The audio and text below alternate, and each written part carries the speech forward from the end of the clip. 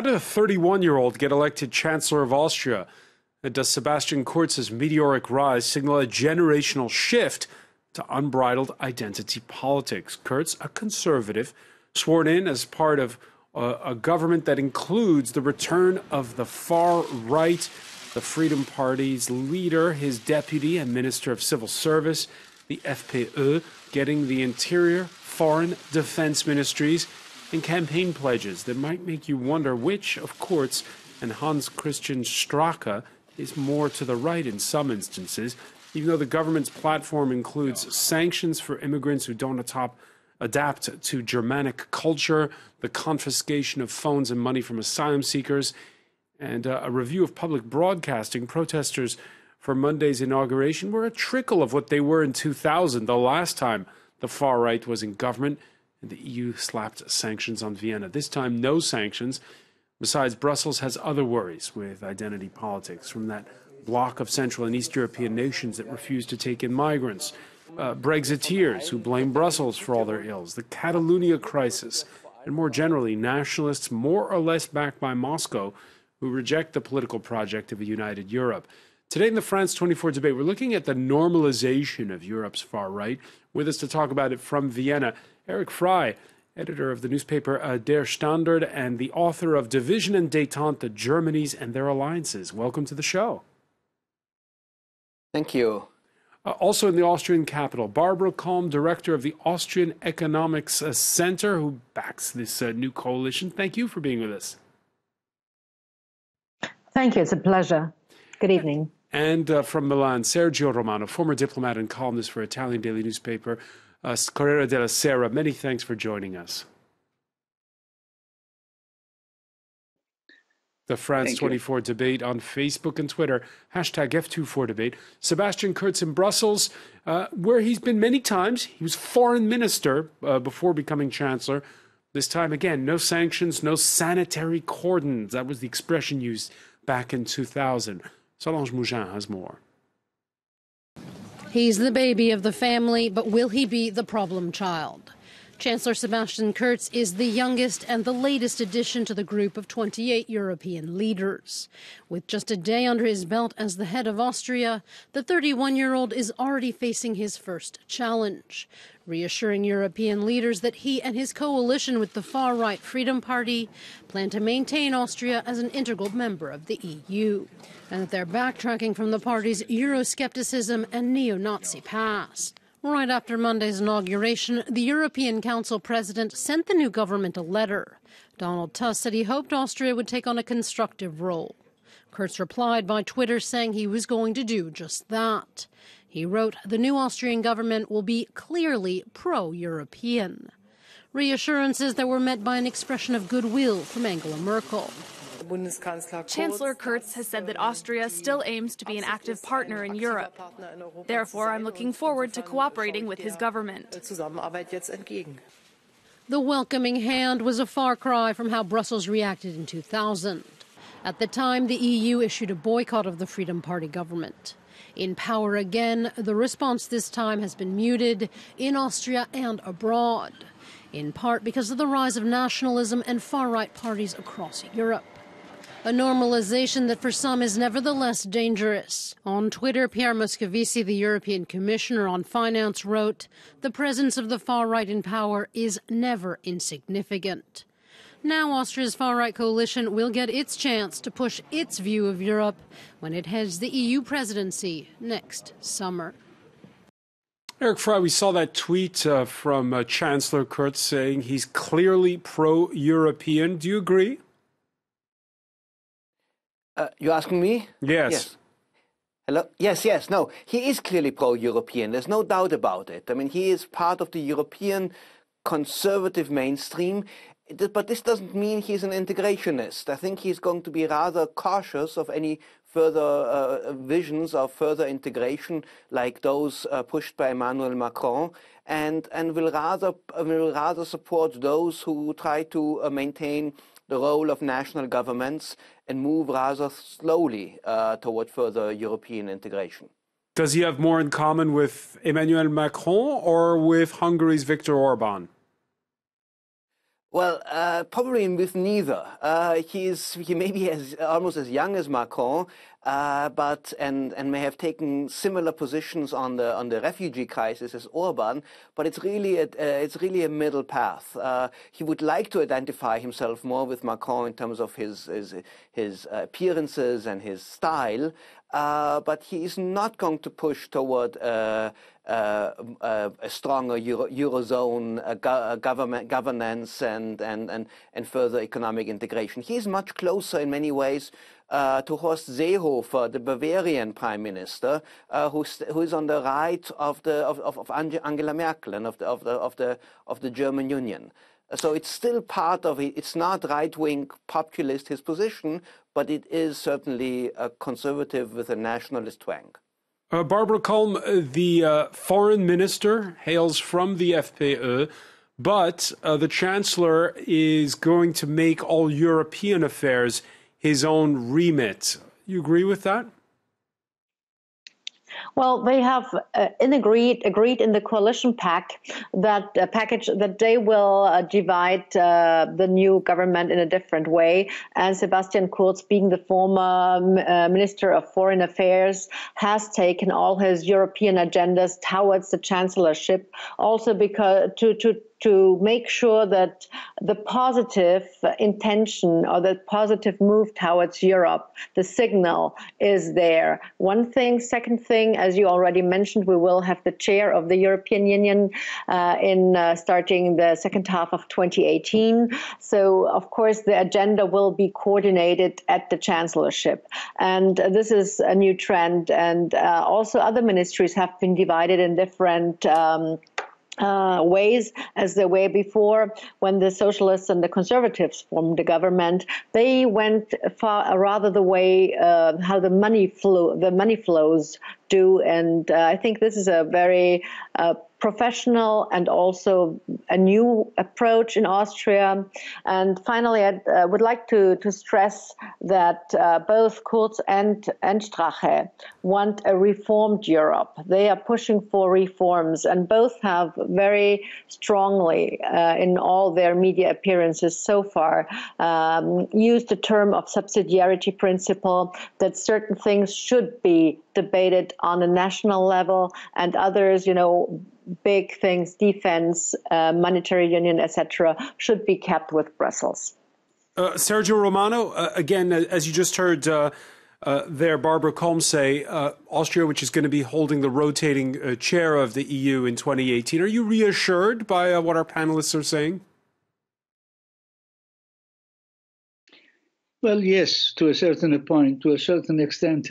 It seems to me that they have, for the time being, a specific object that they would like to be able to grant the Austrian nationality to the German-speaking part of the region. Now, in principle, it's not really such a bad idea. After all, I mean, the number of people with double nationality all over Europe has is increased considerably over the last 10 and 20 years. And it could be seen also as a way of being a better European. I mean, if you have an interest in both countries. However, the motivations are not very convincing, because it's quite obvious that the Freiheit Partei hopes to make the Italian citizens, German-speaking, of the province of Bolzano, their voters in the future. So here you'll be faced with the problem of double allegiance, double loyalties, which again can cause problems. You see, the Italian government will definitely be against it, because they feel that they have created between the two provinces, Trento, Italian-speaking, and Bolzano, Bozen, German-speaking, a remarkable partnership, I mean, which is considered ideal in many other parts of Europe where the same results have not been achieved. Now, let me just on that point, Sergio Romano. Let's listen to what Chancellor Kurz had to say earlier in the day. South Tyrol, Italian since the end of World War I. And again, as you were saying, the chancellor offering dual nationality to the German speakers on the Italian side of the border. Let's listen. We have agreed in the government program to consider the wish which was voiced by all parties in South Tyrol, and most of all voiced by the regional government of South Tyrol. It is naturally something that we can plan only in close coordination with Italy and the government in Rome. What are your thoughts on the language that he used there, Sergio Romano? I think it sounds to me like it's cautious enough. I mean, he does know that there may be objections from the Italian side, and he's taking into consideration the possibility of having a free discussion. In other words, he's not imposing a solution. He's not entirely right when he says that this would be the desire of the majority of the German-speaking population of the area. Quite frankly, I mean, we didn't notice. I mean, it wasn't quite obvious to observers that the desire was there. The movement was strong 30 years ago, there was no doubt, and there was a moment when things were quite difficult. But the partnership has worked and has made everybody in the area, whether they speak Italian or German, equally prosperous. So I think he's doing it because he's got to do it. I mean, after the campaign and the fact that he has an very unpleasant, how shall I say, companion, a trip companion. I mean, in the years of Haider. Haider was really not a particularly democratic Austrian. Let me ask you, Eric Fry, why is he rekindling this old argument that seemed to have gone away, said Sergio Romano? Well, actually, Kurz himself isn't doing this. This has been a long-standing demand of the FPÖ and of Strache, and they also, I don't think they care too much about it either, but they also have to play to their base. It's a balancing act for the FPÖ between their old nationalist, populist rhetoric and some of their supporters who are now hoping to see all their desires being fulfilled, and the wish to be serious, to be accepted, to be respected. And so they're just trying to give some of these smaller issues, they're trying to take a position which is not really that relevant, but is seemingly makes them appear to fulfill certain promises. It may not even happen. I mean, this is just now in the coalition agreement, it's mentioned, but who knows what they're actually going to do, or how long it's going to take, or how much they're going to promote actually this dual citizenship. So, Barbara Combe, do you agree that this is just a sideshow, this diplomatic row over South Tyrol? It's definitely one of the minor issues, and one has to take into consideration today's reality, as Sergio has already put. And we have, this is very important, a very well-functioning Europe of the regions, the Alpine regions, and the Trentino, Alto Adige, or South Tyrol and North Tyrol. They are cooperating on many ways very strongly. So it's apart from the citizenship, the cooperation across the border is working so well. And it's really a side point that is being discussed there. So it's not a major issue. Sergio Romano, before we go to the break, and I know you unfortunately can't join us for part two, but I just want to ask you, what were your thoughts when you saw that the response to Austria having the far-right in government was so muted compared to 17 years ago when it first happened? Well, it's part of a European trend, and unfortunately, this is not the first case in which a moderate party, such as the Popular Party, the Volkspartei, tries to look a little more populist and nationalistic in order to gain votes. And on occasions, unfortunately, they have to cooperate with the party that may become even more important than for the next elections. I think that has got to be dealt with, on the Italian side, with a little understanding and caution. I mean, I'm not convinced that this is a very serious issue. I am rather surprised that it comes now. 30 years ago, as I said, I wouldn't have been surprised. But the partnership between the two provinces of the region has been so successful that, quite frankly, I wouldn't really do anything to make it more difficult tomorrow. Sergio Romano, many thanks for joining us. I want to thank our guests in Vienna. Stay with us, though, because we'll be right back here in the France 24 debate to look a little bit more about what this new government in Austria means for the rest of the continent.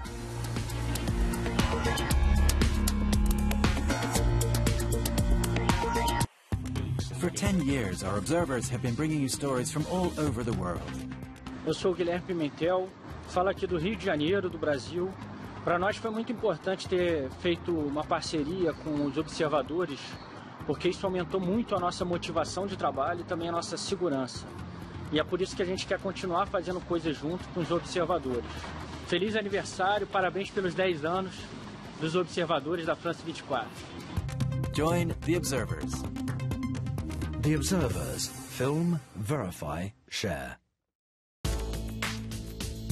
Europe Now, presented by Catherine Nicholson. Where next for Catalonia's separatist story? We're travelling from Barcelona through Catalonia to Madrid to find out more about where the independence movement came from and what options there might be for resolving the political impasse that's rocked Spain in 2017. Join us on France 24. Europe Now on France 24 and France24.com. Welcome back. Before we resume the France 24 debate, some of the stories we're following for you in the newsroom, and that tit for tat between Emmanuel Macron and Bashar al-Assad. France's president blasts his Syrian counterpart for suggesting that France supports terrorists. Also in the news, Iran-backed Houthi rebels claim responsibility for the second ballistic missile in weeks shot down over Saudi Arabia's capital. Final hours of campaigning for Thursday's snap Catalonia general election were from his exile in Brussels. Separatist leader Carles Puigdemont seems to be gaining in the polls. Honduras' incumbent president speaks for the first time since a contested November 26th vote. He's taken to television Juan Orlando Hernandez to declare himself re-elected, dismissing fresh street protests and calls by the Organization of American States for a fresh vote.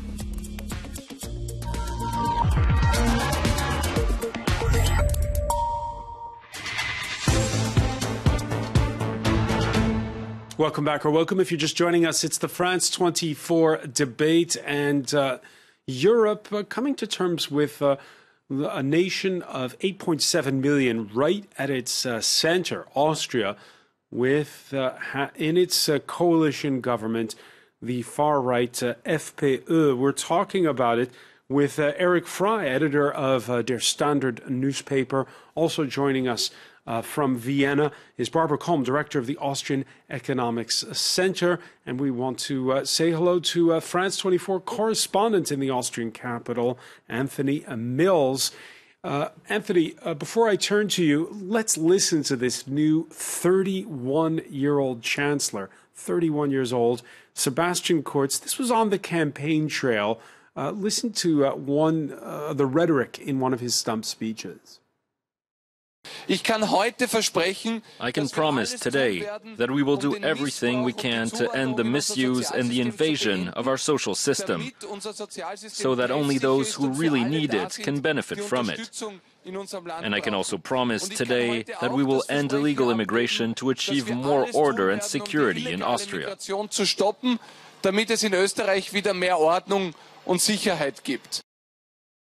Anthony, just before the break, we were with Sergio Romano, who was saying how, well, this kind of thing, having the far right in your coalition has become normalized. Certain types of rhetoric have become normalized. What you just heard, is that closer to something that France's former president Nicolas Sarkozy would say, or that the current head of the French far right, Marine Le Pen, would say? It's exactly what the leader of the far-right party in Austria has accused Sebastian Kurz of doing. He said to him, "You've stolen our ideas." He said to him, "You have, in the run-up to the election, you stole our ideas, you cracked down on migration, you've expropriated, as it were, the notion of being tough on security, being tough on migrants." That's something that the far right says they've been saying all along, and their claim was, at least in the run-up to this election, that has now resulted in this coalition agreement between Sebastian Kurz's party and the far right. The far right said to Sebastian Kurz, "You were just taking ideas that we had all along. We've been saying it all along. We've been saying that migration, illegal migration, in the words of both parties, is a danger to Austria. It's a danger to Austria's identity. It's a security threat. They say that there's the risk of radical Islam infiltrating Austria." And the far right says that Sebastian Kurz is, in essence, a sort of a puppet of themselves, of the same party. So does Kurz himself speak with conviction when he talks about Germanic culture, about scaling back certain rights for immigrants who don't adapt that Germanic culture? He is more careful than the far right. The way he talks about these things is much more careful. He is not one to really say things with a rhetorical flourish that might firmly position him in the camp of the far right. He's more of a type of a person who's going to take these themes, use them to whip up support among the user base, whip up support among supporters, whip up support among supporters of the far right. And of course, the far right says that's why he did so well, you know, that he took supporters from the far right by taking that theme. But where he's careful is to differentiate himself between his rhetoric and that of the far right. Certainly in terms of, if we look at the far right going back for a couple of years or so, we see that the far right has been quite harsh. If we go and look back at press conferences, if we go and look back at sort of party events, we see examples of the far right being quite populist and really harsh with the rhetoric. That's something that Sebastian Kurz has been careful to avoid. And of course, going up to the election and even now, I mean, he's in Brussels right now. He's talking to the President of the European Commission. He's talking to the President of the European Council. He's very keen to stress that Austria, in his words, remains pro-European. But of course, one must ask the question, what exactly does that mean? What does pro-European mean? If Sebastian Kurz is so highly critical of the European Union, if he's so critical of the fact that, in his words, it hasn't been able to secure its external borders, if he's so critical about that, if that's something that he shares with the far right, then how pro-European is he? And presumably that's something that member states are going to be looking at. It's something that the President of the European Commission is going to be looking at. They're very careful. They're rather muted in their response. They're saying, well, they look forward to working with Sebastian Kurz, but below the surface, there is going to be this sense that this is a man, this is a coalition government that is going to have to be watched very closely. Eric Fry, you were mentioning in part one of our discussion how he's pro-European, he's just not pro-European integration. Listening to what Anthony Mills was just saying, is he going to be able to placate the President of the European Commission, the President of the European Council, saying, hey, that rhetoric that you heard in that clip we played a moment ago, that was just campaign rhetoric, that's not really me? Well, I think he will. I mean, because also the European Commissioner, Jean-Claude Juncker, doesn't want to fight with Austria. They need the support of Austria for also European initiatives. And if you listen to Kurz carefully, as also my colleague said, his rhetoric is rather matter of fact. He is against illegal immigration, but he made statements like saying that Islam belongs to Austria, or he has spoken in favor in theory, of resettlement and accepting some refugees, something the far right would never do. He has just been very strong against any kind of illegal immigration, and his stance he had taken after the refugee wave of 2015 and also this year with the wave of refugees coming over the Mediterranean, when he said this has to stop under all circumstances, one can make the case that he was proven right, and other countries effectively took his position eventually all along, just as the Austrian far right, as Mr. Strache claims, that Kurz has moved in his position. So it's also for Kurz it'll be a balancing act, and he will once in a while he will have a hard time maybe also to keep some of the far right representatives quiet, who may take a tougher anti-European stance. But I think he's going to look for allies within the European Union, not in the East, but in the West, in the Netherlands, also in Germany, in other countries, where he can always claim he is right in the middle of he is in the middle of the European mainstream. And of course, one of the contradictions in all of this, think of doing this. One of the contradictions in all of this is that Kurz is a conservative. His coalition partners sit with a different voting bloc in the European Parliament, the Freedom Party's bedfellows, who got together this past weekend in Prague and were full of praise for Austria's new coalition government. It is only to be applauded that once again in Austria today a party that is a sister party of us, that is part of our group in the European Parliament, is taking and is being taken seriously to be able to have responsibility in government. In reality, these electoral successes demonstrate what I said earlier, that the future belongs to the nations, to a Europe of the people, a Europe of cooperation. Barbara Cohn, your reaction to those endorsements from Geert Wilders and Marine Le Pen? Well, first of all, the Freedom Party was not participating in this meeting. And second, I would like to come back to what Anthony Mills said and also what Eric Frey said. I think we have to be very careful in, putting everybody into the far right corner, even the current also, and not the new government elected, because we have actually facts that prove that it is very difficult to have this invasion into the social security system that actually Chancellor Kurz just said in the quote you brought. We have to stop that. We have to pay $2 billion from the last budget, that we still don't know where to take the money from.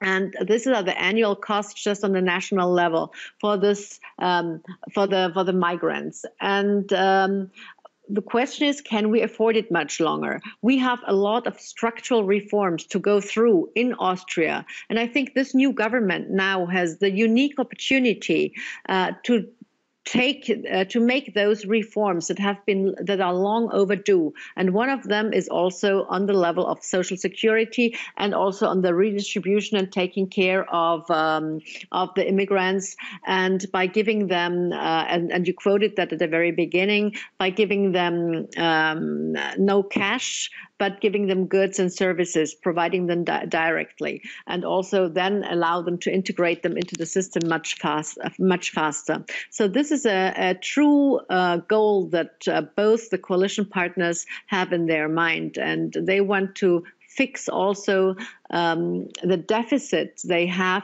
on this. So hang on a second. Are you saying, just let me understand this correctly, Barbara? You're saying that Austria's needed economic reforms are because taking care of migrants costs too much? Not only because taking care of migrants. Our reforms are long overdue. We need structural reforms in the administration, in taxes, in social security, in pension, and in health. And in the last couple of years, when the migration crisis really hit Austria very hard, when money was given uncontrolled, put it this way, the costs of the budget exploded for migration issues.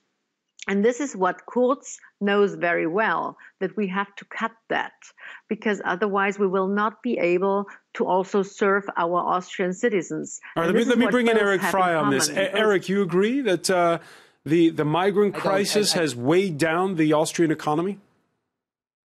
Absolutely not. Not that I didn't say that it weighed down. I didn't say that it weighed down the economy. It has been expensive, but it has been affordable. And the problem is that Sebastian Kurz has been promising a major tax cut to the Austrian people, of 14 billion euro. And he has, in his statements and even in the program, he's suggesting that just by cutting welfare to foreigners and cutting immigration, he can finance this tax cut without actually increasing the budget deficit, which is impossible. And it's not honest. So he's using the anti-migrant sentiment in the country to justify his economic reforms and his tax plans, which eventually is not going to work. And that's going to be the big problem, the big question.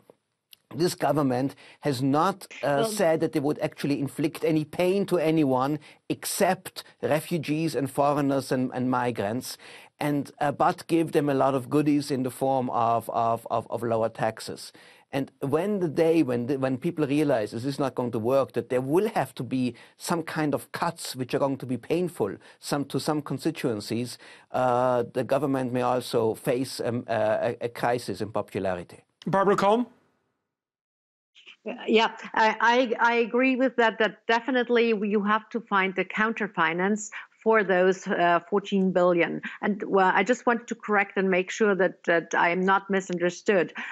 We don't have a major economic crisis in Austria because of the refugee crisis. We have a major issue because of high bureaucracy. We have a major issue because of high regulation. We have a major issue of high taxes, and this is that slows our economy down. And eventually we have a public expenditure quota over 43%. And this is what the coalition government wants to bring down and has targeted to go towards the 40%. And this is where all the structural reforms come in. The 2 billion that I quoted before for just migration is only one part that needs to be solved. But of course, in order to keep the social balance and the justice, because for Austrian citizens in certain families, there is not enough money left, and they feel they are left behind by their own government. And this is what both want to tackle when they also target different solutions for migrants. Anthony Mills, your thoughts on the mindset these days in Austria? The whole continent watched that fractious presidential election that had to be rerun. Now this coalition government that's come about. Is it that Austrians feel fragile economically? It doesn't seem like an economically fragile country from here in France. Francois, I think we need to look at the bigger picture here. On the one hand, of course, we're talking about tax cuts. We're talking about a government plan to alleviate the tax burden on a certain class of Austrian citizen. But the fact of the matter is that the broader picture beyond the borders of Austria is that the far right, a far-right party, is in government here. That is something that has made headlines throughout Europe. And of course, we can have a discussion about the degree to which that represents a threat.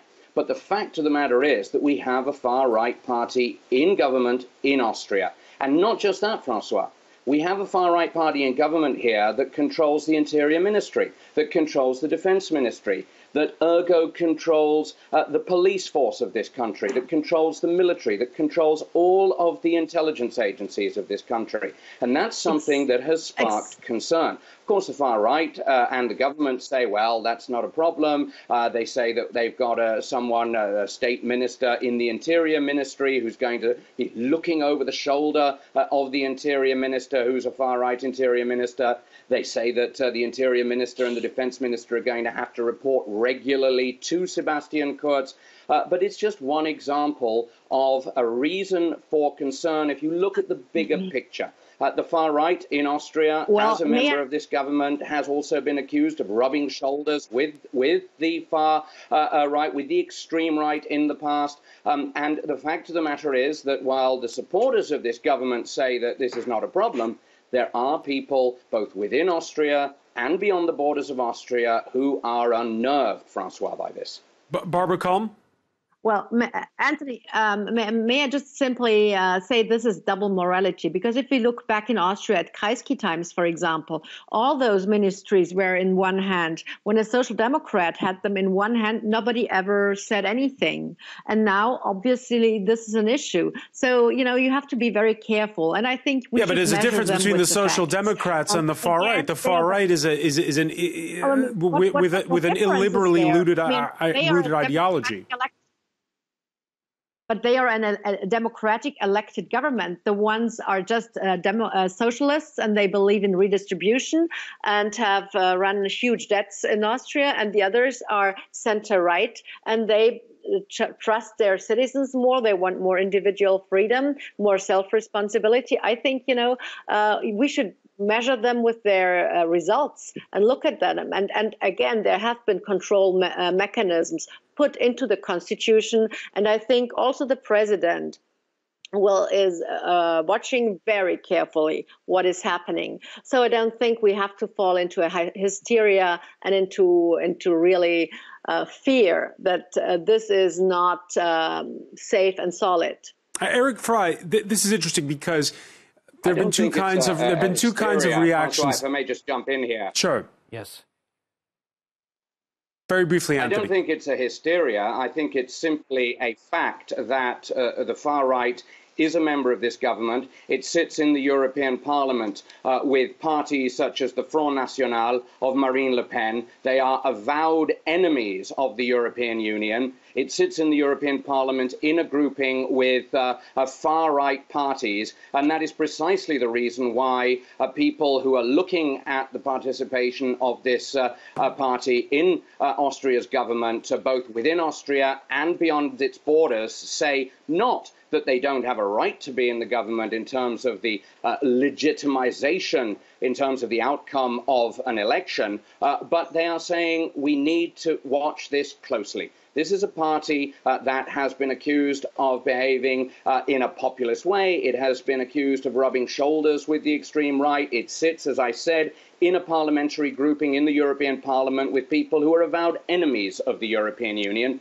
And furthermore, it has said that it has no intention of quitting that grouping until the next European Parliament election. So I think it's not a question of hysteria, Francois, so much as a question of saying, well, here we have a far-right party that is in government in Austria, that controls some pretty key ministries, has a monopoly on the security of this country. And I think for that reason, there is a sense that this is a party, this is a government, this is a development that needs to be watched closely. By the way, the leader of the far right, the new deputy chancellor, quick to call for the lifting of sanctions against Russia. Those sanctions in place since the annexation of Crimea. Let's listen. About the sanctions in Russia, yes, we wish for them to be lifted. We will try to be part of any change in that direction, as mediators if needed, and try to find a solution in the interest of Europe to bring Russia and Europe closer together once more. Eric Fry, does that alarm you, or what is your reaction? Well, it has alarmed us in the past, and they have not only the FPÖ even has a partnership agreement with Putin's party. Some of their top functionaries have traveled to Chechnya to embrace Kadyrov and have been really involved with really unsavory people there. So they have taken positions which are really against the whole European values. And pro-Russian, against democracy. We cannot hide that fact, and I think there is reason for concern, and there is reason for watching this government and very, very closely. Except right now, their interest is different.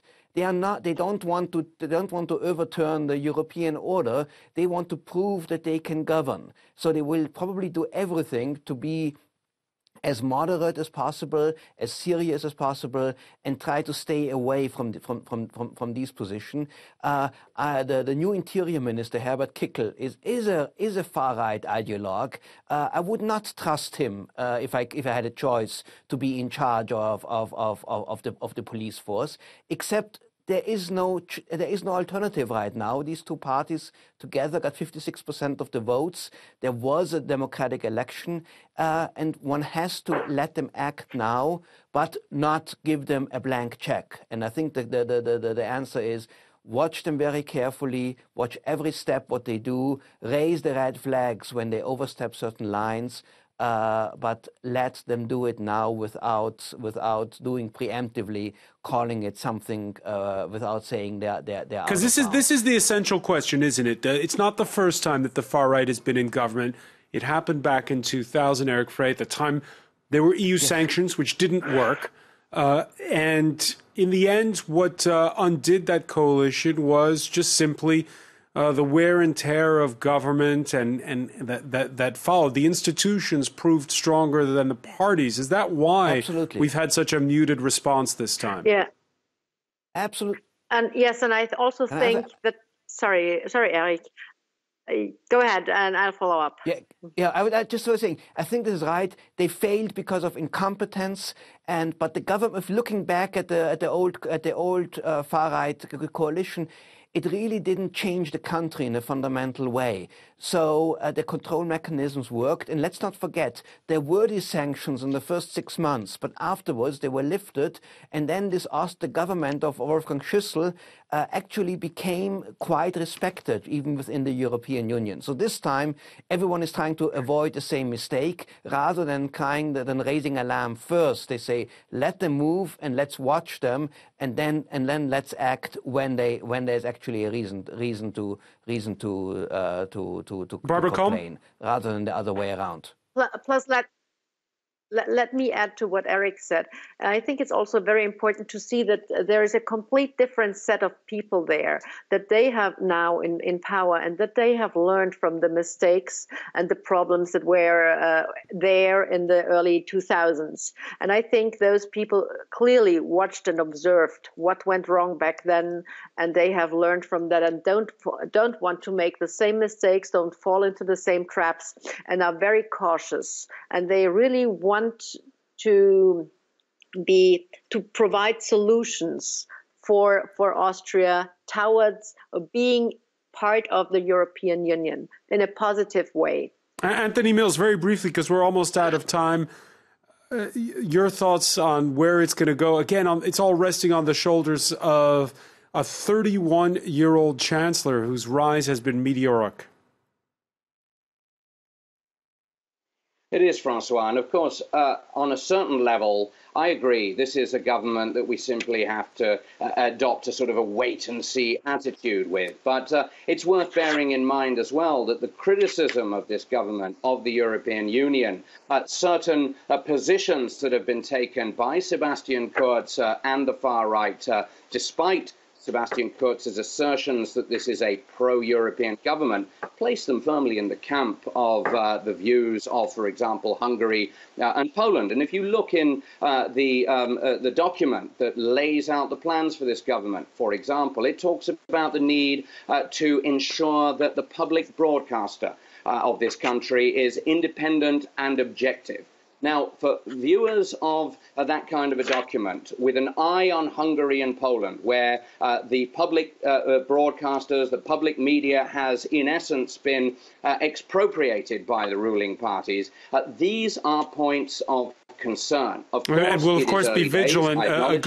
But it is a time where we're going to have to take a good look at this. Vigilant. I think the rule of law in Austria is really in place. The rule of law is in place, you're saying. It's a good point to finish on this Press Freedom Day, and we'll, of course, continue to watch how the situation unfolds in Austria and for the rest of the European Union. I want to thank our panel once again, Anthony Mills, Eric Frey, Barbara Kolm, for being with us from Vienna. Thank you for joining us here in the France 24 debate.